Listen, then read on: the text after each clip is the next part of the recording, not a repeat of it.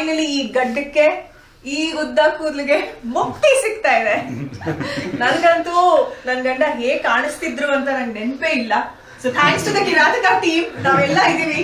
V are waiting ಹೊಸ look ಅಲ್ಲಿ ಹೇಗ್ ಕಾಣಿಸ್ತಾರೆ ಅಂತ. ಸೊ ಯಾಕೆ ಮುಗಿದು ಆಯ್ತು, ಒಂದು ವಾರ ಆಗ್ತಾ ಬಂತೇನೋ, ತೆಗಿಯಕ್ಕೆ ಮನ್ಸಾಗಿಲ್ಲ. ಅದು ತೆಗಿಲೇಬೇಕು. ಎರಡು ವರ್ಷದಿಂದ ನನಗೊಂಥರ ಜೊತೆಲೆ ಇದ್ದು ಬೇಜಾರಾಗ್ತಿದೆ. ಸೊ ನಾನೇಶ್ವರನ ಸ್ಪೆಷಲ್ ಆಗಿ ಕರೆಸಿದೀವಿ, ಬಿಡ್ಬೇಕಲ್ಲ.